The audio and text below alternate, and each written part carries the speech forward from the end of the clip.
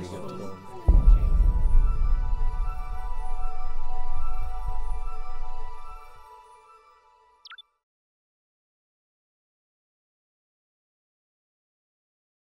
Helping myself and taking time for myself is one of the hardest things to do. I have hired some companions. One is a young man who has the physical energy to keep up with Ed. And they will go off for a morning on a hike in our hills, 4 or 5 miles, and come back and mow the lawn or do whatever yard work Ed wants to do. And that's wonderful for me. It gives me a chance to go out for coffee with a friend or do an errand or even to stay at home. I think that's pretty important to get a balance as a caregiver and take some time out for yourself. The difficulty with that is I do think that as caregivers you tend to start thinking a little bit selfish if you're doing that. And I do know from having experienced some of these discussions with the support group that we're very good about telling each other that's not a selfish thing. That's okay. You really need to do that, not only for yourself, but also for the person that you're caring for. So, going out and getting a little bit of exercise, being out and doing something that's totally separate from being a caregiver is an important aspect.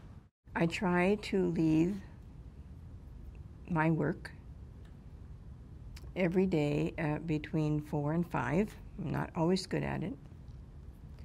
I try to get a good night's sleep, which is not always perfect, but I try. I watch the Giants game, 49ers.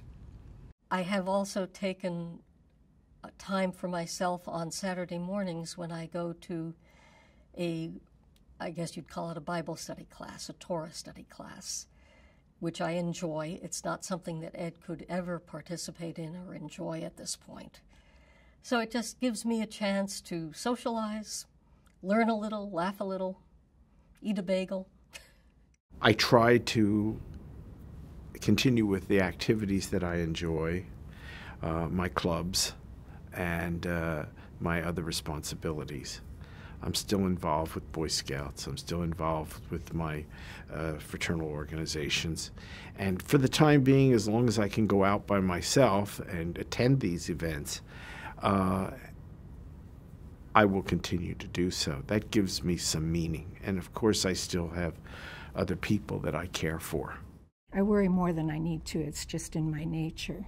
But when he's off with family, I don't worry. And so sometimes I use that time to get things done that I find difficult to do when he's around, like paperwork type things and so forth. And sometimes I just relax and rest and do things that are fun.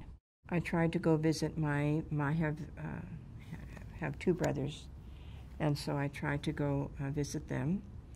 And when we were in Santa Cruz, I said, I'm going to go to Montana and visit my younger brother. And she said, I hope you do that.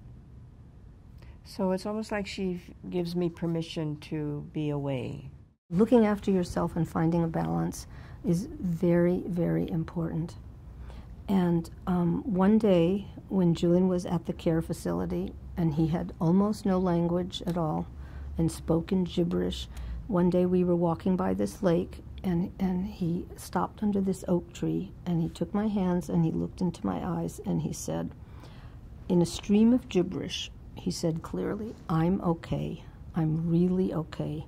Now you be okay too. And I felt that was like a really wonderful gift.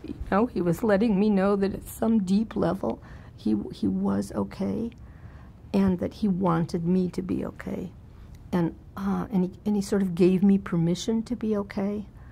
And I think it's really important. It's like when you go on an airplane and the safety instructions, they talk about the oxygen masks that come down. And if you're traveling with a child or an elderly person, you're supposed to put your oxygen mask on first before you put it on the other person. That's the way it is with caregiving. You have to take care of yourself. or you can't take care of another person. Actually